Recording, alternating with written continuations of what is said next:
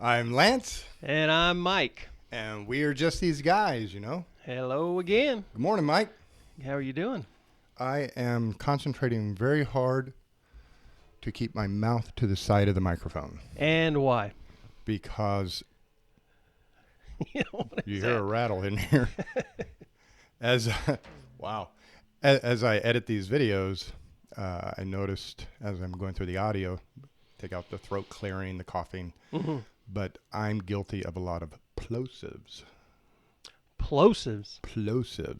And so hopefully you haven't heard them when listening to the podcast, but when you speak directly into the microphone and say P's and T's, Yeah. it sounds like an explosion in your ear. So I have to go through and edit all of those. And I'm like, how do I do that? I don't know what's going on. So I'm concentrating to make the voice sound better. So I was trying not to say not, but go ahead. One of the most nerve-wracking things for me is to actually go back and listen or watch. Yeah. And one of the things that I've been most conscious of my own involvement, which, by the way, so far, this has gone exactly the way my life basically goes. I'm doing about 10 to 20% of the talking, and I love that because that's how I live. In my everyday conversations, in my Monday through Saturday life, except on Sundays when I have to do most of the talking for a half an hour. Sure. The rest of the time, I just am not a big talker. That's why it's really strange that this was my idea. But I like to listen and ask questions and just basically try to learn and soak in as much as I can. I'm not a highly opinionated person. I just never really have been. True. And if I am, I have just learned to keep my opinion and I guess process it until I feel like, and a lot of times as I process it, I realize I don't really need to even bother with expressing that. Now, if it's important, I will. If I have something to add, I will. Right. But I just am not the kind of person that's going to walk around making sure everybody knows what I think about what I think. Well, and what I've noticed over the past few years now, that you kind of mentioned it, hindsight 2020, is you don't have a strong opinion that you're wanting to step out and assert to other people. Yeah. But you do hear other strong opinions, and then you want to talk about those strong opinions. Sure. Oh, yeah. So when we do get together, not moving wood. Yeah. But you would come in and say, did you read this or did you hear that? And then we would talk about this very strong opinion about something. Right. Yeah. Or people's different opinions posing polar opposite Yeah. approaches to something. Yeah, and I think a lot of times what happens is people perceive that my goal in life is just to be nice.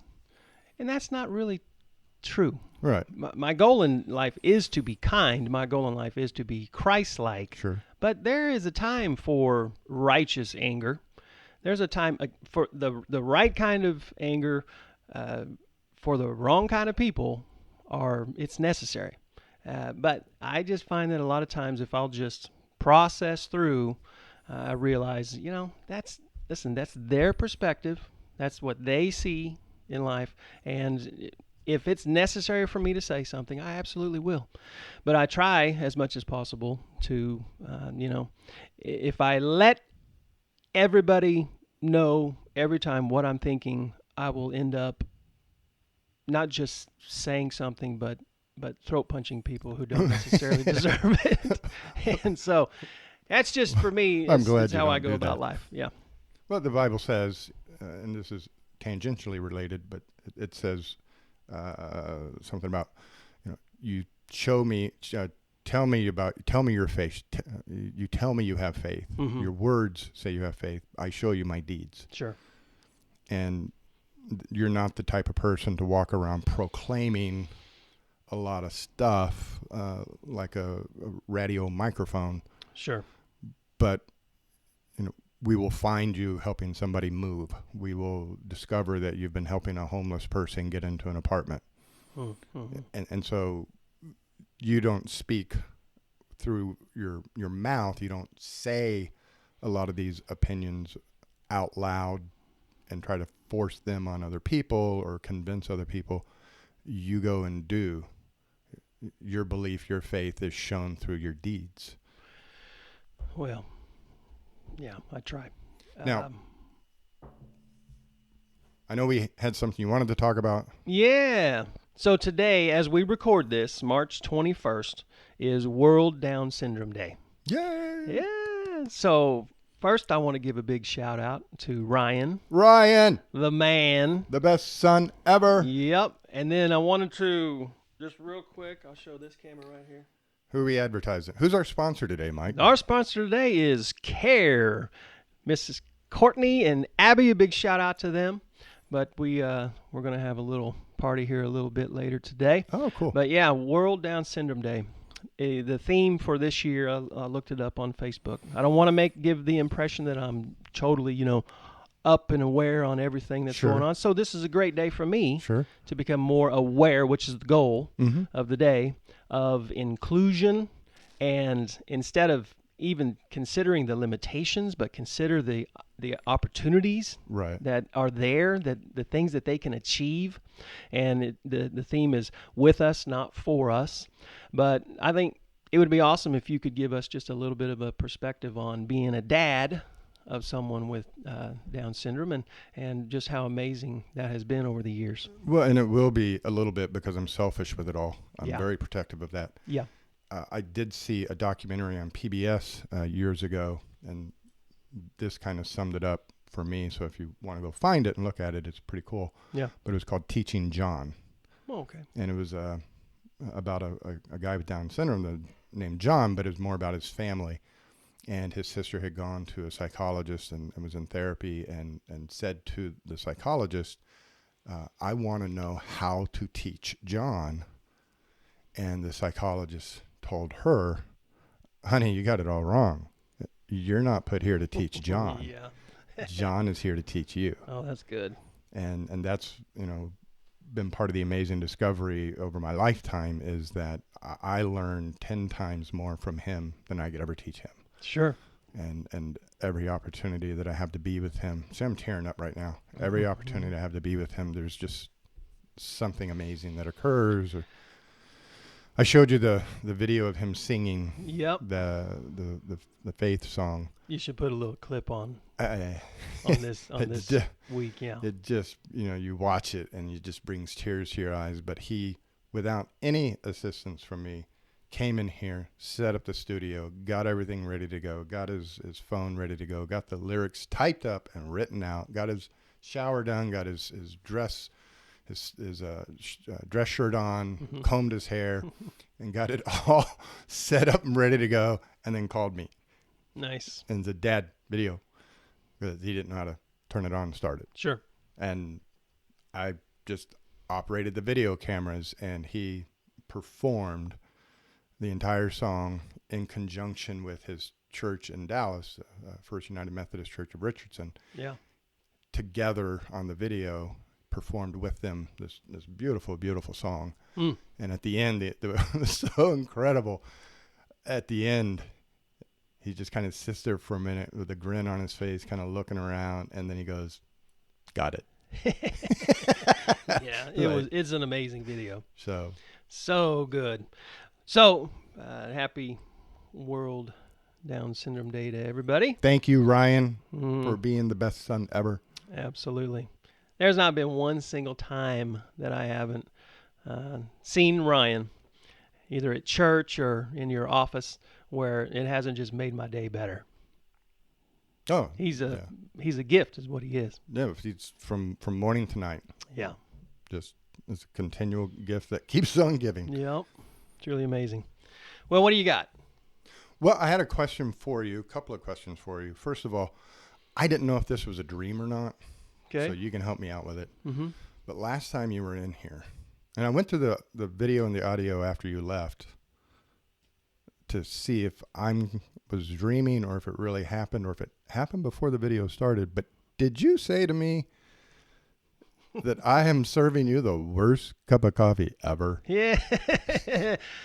Well, what I said was you used to serve me the worst cup of coffee ever, and I have just figured out how to get used to it. Okay, so It's still a bad cup of coffee. so it But- wasn't a dream. No, no.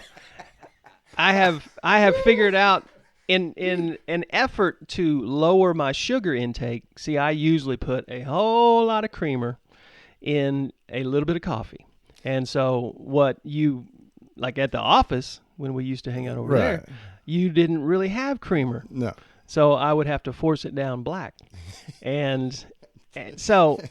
And I'm just guessing you're not buying the most expensive coffee out there. No. Well, and the funny thing is at the office I was buying the Starbucks and all of that, and nobody would drink it, or if they did drink it, they didn't say anything. But so I was like, I'm spending, a lot of money on coffee here for nothing.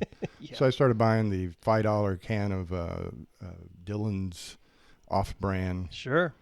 and that's when I started getting compliments on my coffee. Oh boy. They're like, "Oh, this is a really good cup of coffee," and I'm thinking it's a $5 can. Now, before you drink that, I just want you to know, in response to what you said last week, Yeah. and now I haven't tasted it. That would be rude. I just put all the ingredients in, mix it with my finger, and then. But Well, how is this cup of coffee? it's way better than what I've had here so far. It's cold. Well, But when did you make it? Like 4 a.m.? no, but I put almond milk in it from the fridge. Oh, okay. I put honey, Yeah, I And can then- taste the honey. and Yeah. then about a shot of coffee. Yeah. And so, It's actually quite pleasant. but if you'd have said something at any point, I would have accommodated you. I had no idea until you said, "You serve me the worst cup of coffee ever." I was just shocked. Well, man, you have upped your coffee game. I appreciate that. So what Like I say, I should have said what I wanted. Mm-hmm. What is your craziest dream? Craziest dream as in like a dream that I've had or the dream that I dream? The craziest dream you're willing to share on the air with the public? Well, the dream that comes to mind that the reason it comes to mind is because I've had it so often.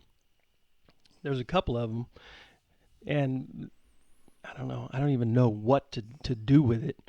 But I've had a reoccurring dream over the years, ever since I was a little kid, that I'm riding a bicycle, and I'm in Colorado. We used to live in Colorado Springs a long time ago. I was 3 or 4 years old. And I'm riding down a hill. Sure. Now, we used to do this. I had a big wheel. Remember the old big wheel? Right. Where you were basically sitting on the ground. Yeah. And they would send me flying down this, our street was basically a hill. Okay. Flying down the street, and then you had the little brake on the side, and you would crank up on the brake and do like a 360 or Yeah. as many spins as you could possibly do without killing yourself. But my dream has always been that I'm cruising down this hill, and all of a sudden I begin to take off, kind of the E.T. Yeah. But this is way before E.T. It's a dream about and flying. way after. So yeah, it's a dream, and all of a sudden I'm flying through the air, and I can see as clear as can be everything, but I'm not afraid. There's no fear. Right. And then I do fall. All of a sudden I fall, and I begin to go. I'm falling. So I'm going fast towards the ground, but then I wake up every single time. I wake up. And when you wake up, is it like you hit the mattress and jolt awake, or It's before that. before that? Yeah, it's before I hit anything. I'll wake up. So I have that reoccurring dream, and then I have had over the years, hasn't happened for a long time, but I have a reoccurring dream where I will. There's a storm going on outside, and we go to the basement, and I'm looking out the window. It's the rectangle windows, so they're not very tall. Sure. And I'm looking out through these windows, and there are like several tornadoes all around. And it's the interesting thing is that this is a reoccurring dream. Right. And so several tornadoes all around, and then nothing happens, and I wake up. And that's, yeah, I don't know what to do with those. The reason that they're the strangest for me is that, again, they're reoccurring. I keep having them over the years. So if you got some good insight, No. yeah. But Me neither. Freudian and Jungian, they do a lot of dream interpretation, but it's also in a larger context. You can't just spit something out. Right. According to them, you have to lay on their couch for 2 years, Yeah. pay them $500 an hour. Mm-hmm. Then they'll tell you what the dream means. Mm-hmm. But yeah, there is psychoanalysis. Dream interpretation is an element of it. So they would focus in on the flying. They Sure. would focus in on the storms. Those would be important elements of the dream interpretation. And if you want to go home and Google that, and everybody watching this right now, if you want to Google that, flying dreams and tornado dreams, then when you look at Mike in church, you'll have a whole new perspective. The way I've always kind of looked at dreams is, how do you feel when you wake up? Okay.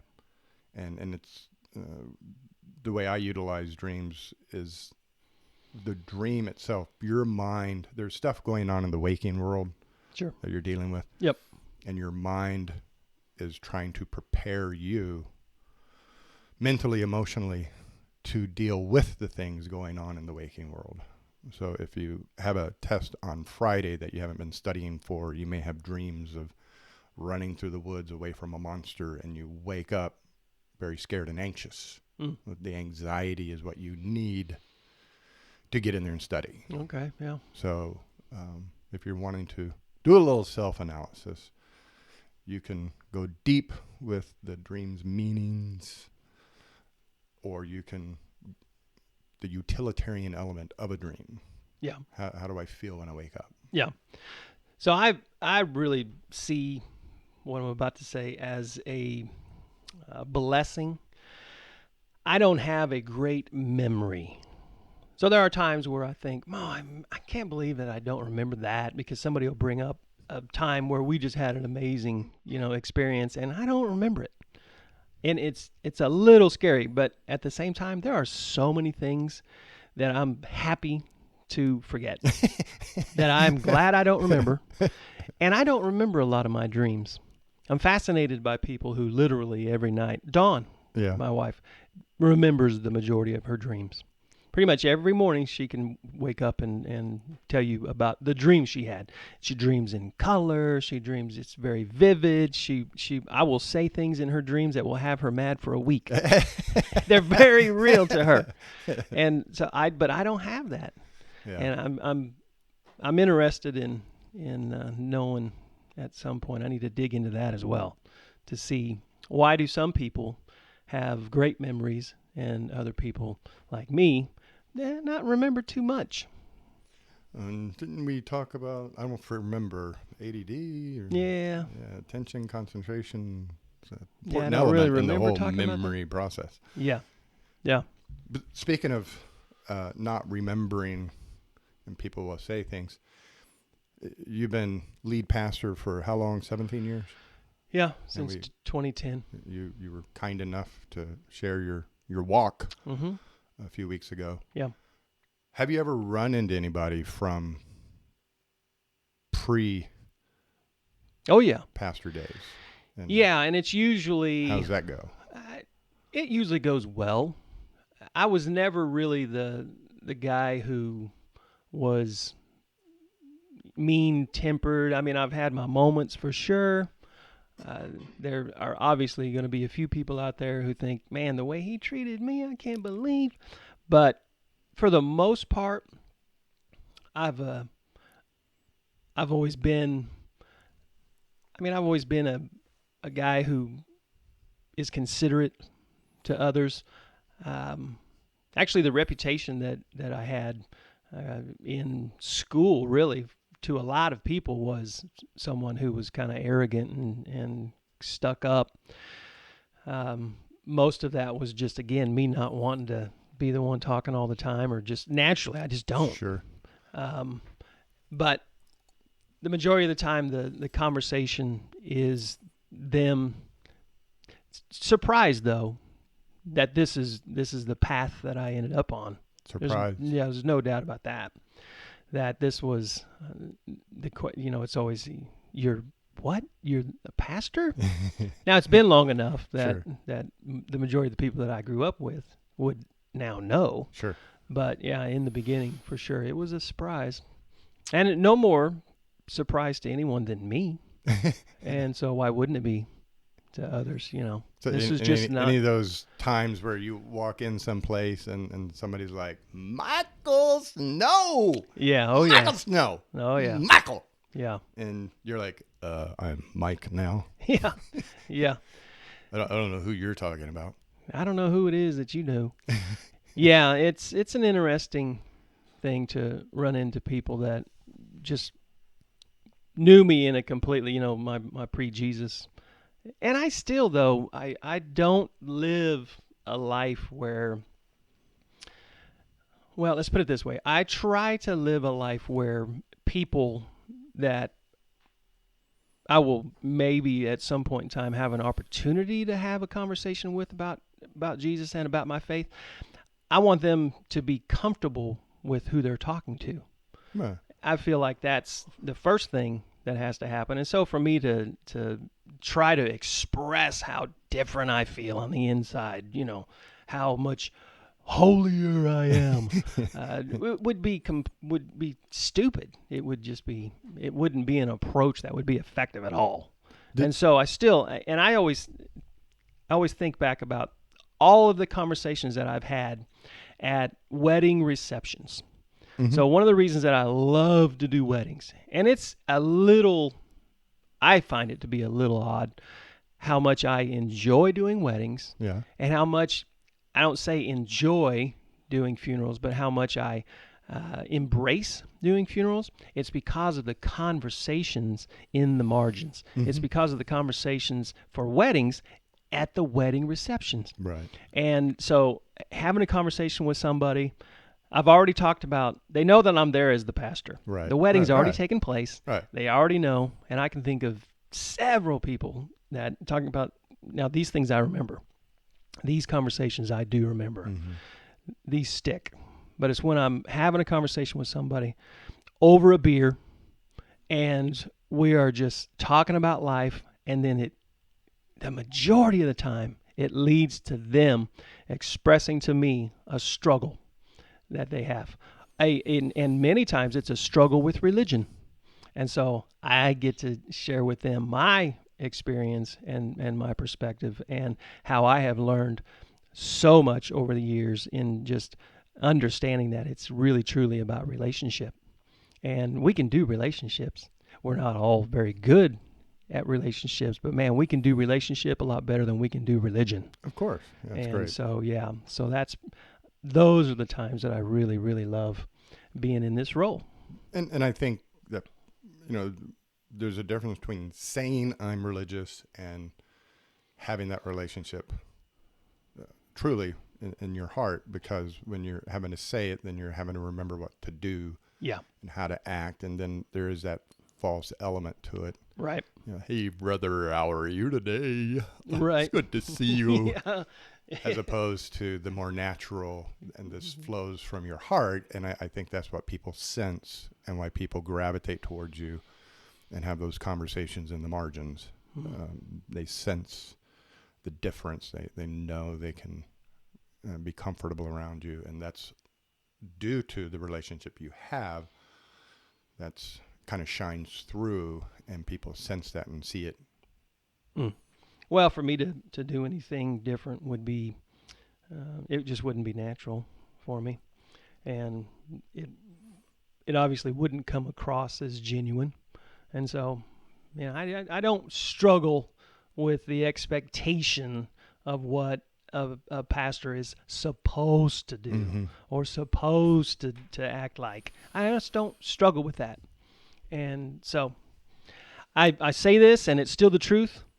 I am still to this day Yeah, I want to make sure this is accurate. I am still to this day as comfortable in a bar setting as I am in a church setting. I just am. So, I don't know, Grace Point might become a bar. I don't know. So, Well, that's a blending of the two, I suppose. when people ask me where do I go to church, I'll tell them Grace Point, and the way I've kind of taken to describing it to connect with them, to help them, because most people, when you think of church, the hard wooden pews, the suit, the tie, the slick back hair, Like this. like this. As soon as you and I are done here today, I'm turning right around and appearing in court. So Sure. Yeah. this is dual purpose. Well, you look good. Thank you very much. But I tell people it's kind of like a bar on Sunday morning. The atmosphere, it's relaxed, it's comfortable. Yeah. There's music, people smiling, talking, accepting, warm. Yep. There's the traditional church where you walk in and it's fairly pretentious and good-hearted people trying to do good-hearted things for that 30-minute segment that they haven't been doing all week. Sure. And there's a different feeling in a more of your traditional church that I think a lot of people gravitate away from, and they have all these preconceived notions about various things, and the relaxed atmosphere and the ability to, I mean, if somebody's standing there in the lobby looking around and you say, hey, can I help you? And they ask you a few questions and then walk off. I'm like, that was the pastor. What?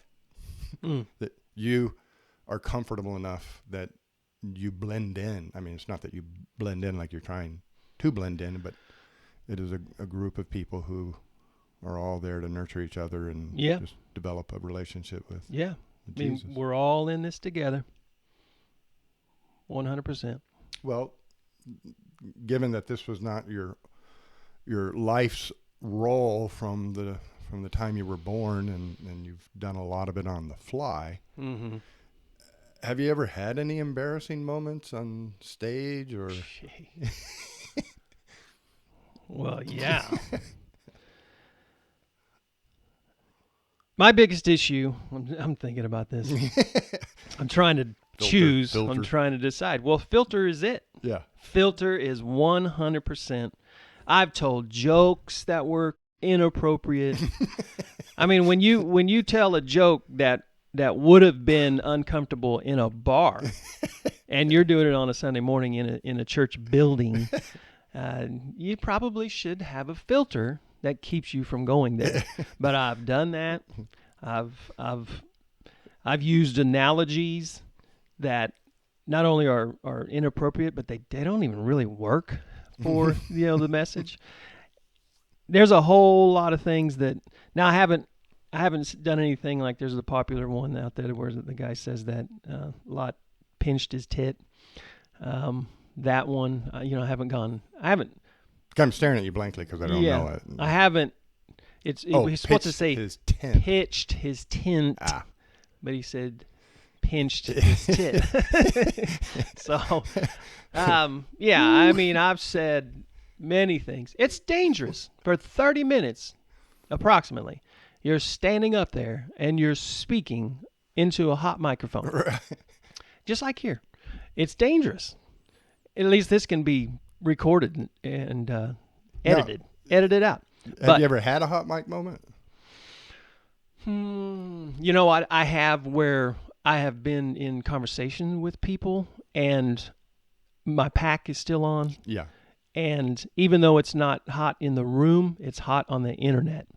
And so that's the worst case scenario, is where I'm not necessarily saying something that I shouldn't be saying, but I'm saying something very private to someone. Right. They're expressing to me a private, conversation, and people are sitting there listening to it on the internet. That we've had to come up with a better system to make sure there's a protection. They're muting me at the board, shutting my mic off at the board. I'm doing the same thing on my, so it's a double protection. So the hot mic thing, that's your ADD. Yeah, absolutely. So that's the worst part, is when you're supposed to be having that private, even prayer. I've had people, boy, that was a nice prayer you had with that. Well, you weren't even supposed to hear that. So, yeah. Again, and I know there are a whole lot more than I can remember. Well, But that's the blessing of a poor memory. I don't know. I haven't experienced those with you, but I do know years ago, not years ago, 3 years ago, 4 years ago, whenever I did the seminar in the church, and I had that stage microphone on with the pack on the belt, and after I completed one of the nights, somebody pulled me aside over in a corner and began to ask me a question, and you shouted from across the auditorium and started kind of running my direction. Hot mic, hot mic, hot mic. Yeah. Careful. Click, turn Been it off. Been there, done that. Yeah. Yeah. That's dangerous. Hot mics are dangerous. No doubt about it. People get fired. Over hot mics? Yeah, over hot mics. All the time. We've had it right here in the news for Wichita anchors. People get fired. Really? Oh, yeah. All of a sudden, it's like on Anchorman. Yeah, where there's in there, and he starts, telling Veronica Corningstone just what he thinks about her, what he's going to do. It's a hot mic. Oh. Never done that, I don't think. Mm-hmm. Thank goodness. I have many times embarrassed myself on stage. Sure.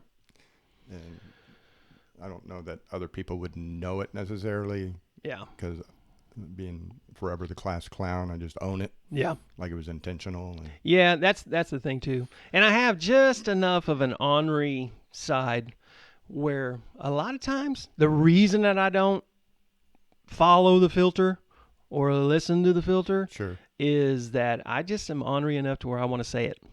And I want to try to make sure that, again, this isn't a stuffy environment.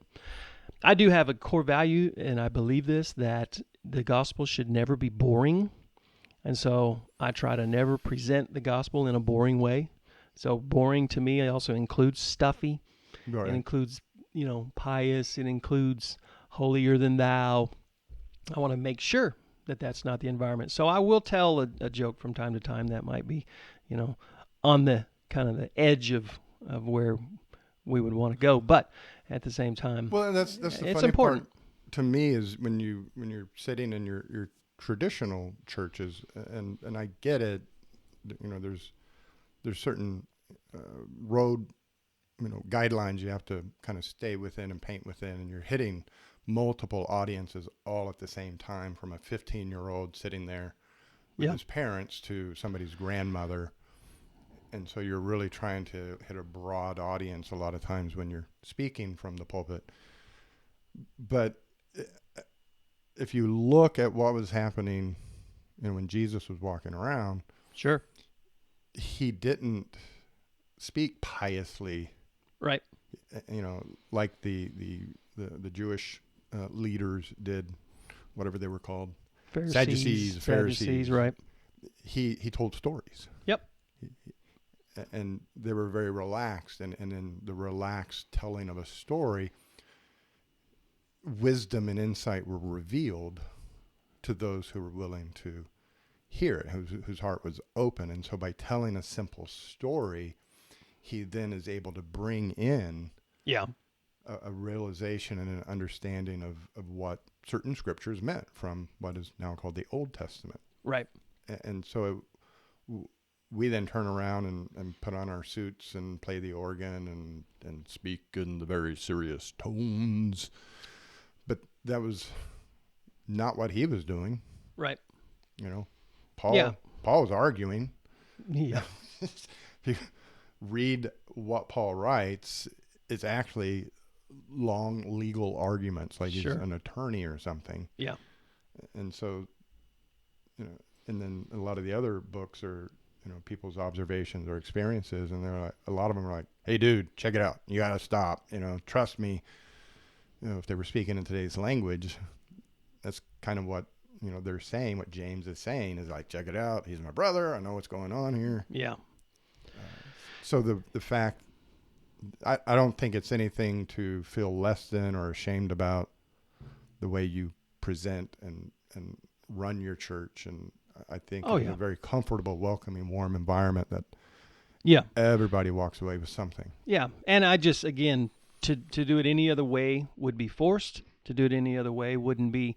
I I have learned over the years to embrace the reality that, and I say it all the time, but I've learned to really embrace it and accept it, that God called me. Right. He didn't call somebody else that he wants me to be. He called me. And so I just understand it's going to be different. My goal is, you talk about, using humor. My goal is never to be a stand-up comedian up there. That's not the goal. The goal is to use humor as an opportunity to bring down some walls, to help people to become more relaxed. Sure. I believe that laughter opens the ears, and that once you have somebody who's willing to relax and smile and even laugh a little bit, then you have an opportunity to have a great conversation. And that's all my goal is on a Sunday morning, is to have a conversation. One of the things that I love the most about the series, The Calling, is the very just personable presentation of Jesus. And what an amazing job they do of making Jesus very relatable. And how, because that's who he was. That's who I see Jesus as someone who was willing, God willing to come here, put skin on, and relate. That's Jesus. He came here to relate, to connect with us on every level. And so why would we not want to do that? Yeah. If we're going to be Jesus-like, Christ-like, then we are going to be relatable. Can't love God and love others if you can't be relatable.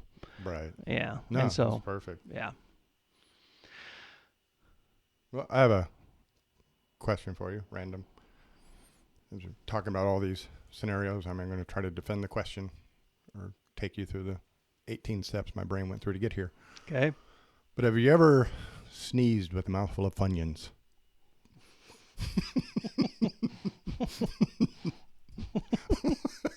As you try to not sneeze with Similar your coffee. to laughing with a mouthful of really, by the way, excellent coffee. So much better. I don't think so. I'm not a big Funyuns guy. But, yeah, again, not that I remember. Why do you ask? I can see you. There's a little movie playing in my head. It's really hilarious. Okay, but I can yeah. see you in the back getting ready. Somebody has left a bag of Oreos. And Sure. oh, you have a couple of Oreos and you walk out. Yeah.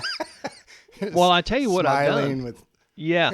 I have choked on pieces of granola that have come out of my teeth in the middle of giving a message.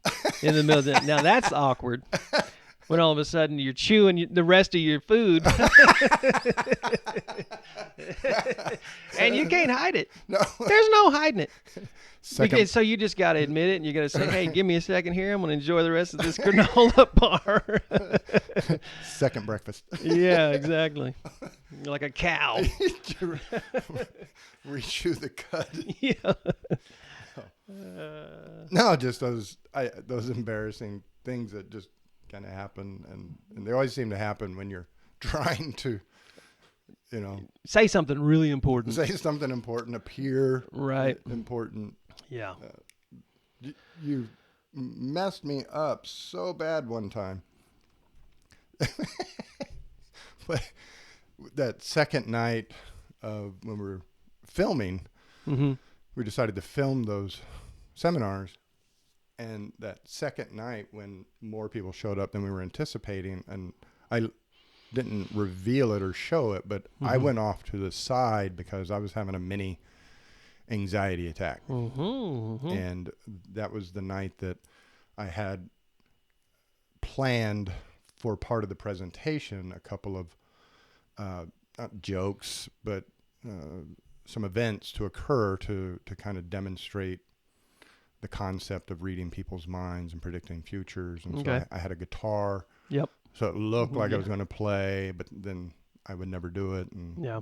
there were be jumping to conclusions. And I had a magic trick planned with these cards that involved audience participation. And so now I'm having an anxiety attack about all the people showing up. And the music starts for me to walk up and you're to introduce me. And as the music starts, I'm really zoned out. Right.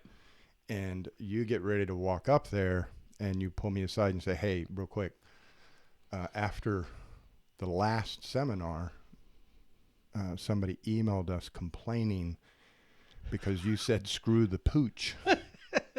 And they were very offended and very upset by it. And so my anxiety... That's when I did that to you? Yeah. It went right from a 9 to a 10. My eyes got as big as saucers.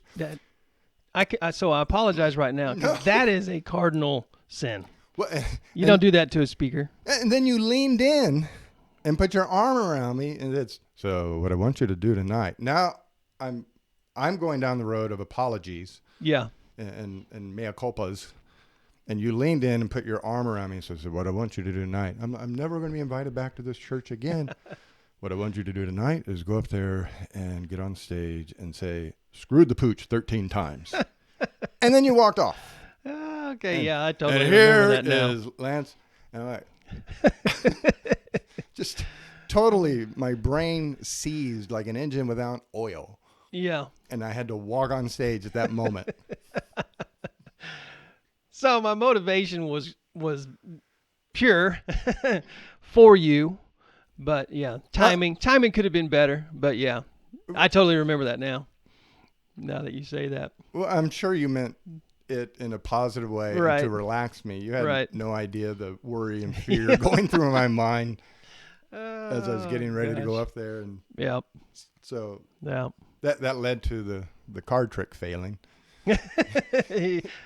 Yeah, I kind of remember that too. So I did a somersault and landed on the feet and Yep. saved it. Failing forward. Yep. But people watching That's it would awesome. never know that was a total failure, what actually occurs. Yeah. Hey, Became useful.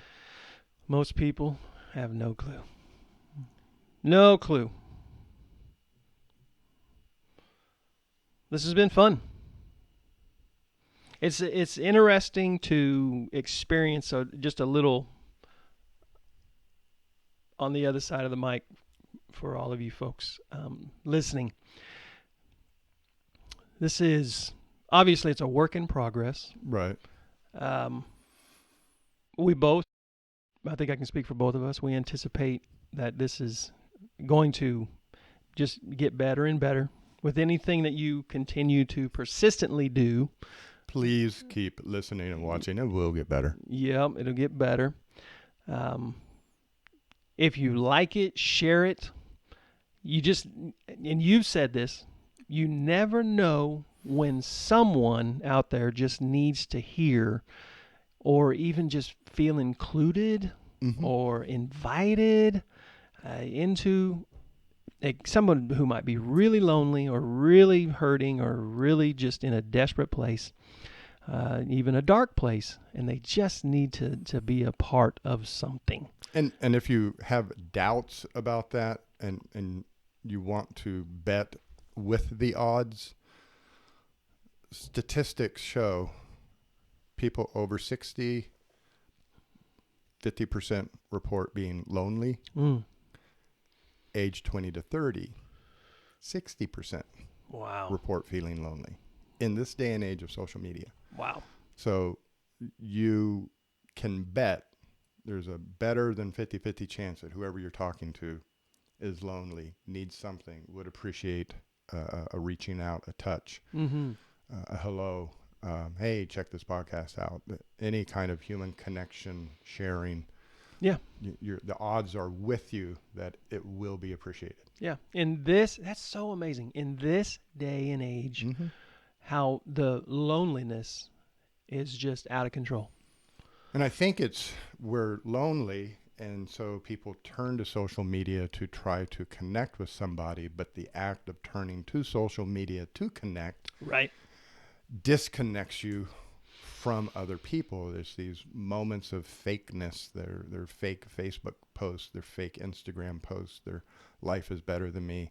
And we have these momentary conversations that are occurring in our brain, but the moment we pick up our face from the phone and look around our lives, we've created this false narrative in our mind, and reality is not as wonderful as the false narrative. So it drives us further into social media, and we start judging our lives based on the number of likes and clicks and heart symbols and emojis.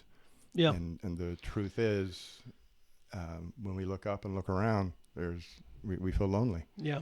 Well, maybe part of our message can be, and can continue to be moving forward, that this is an on-ramp to getting connected to others.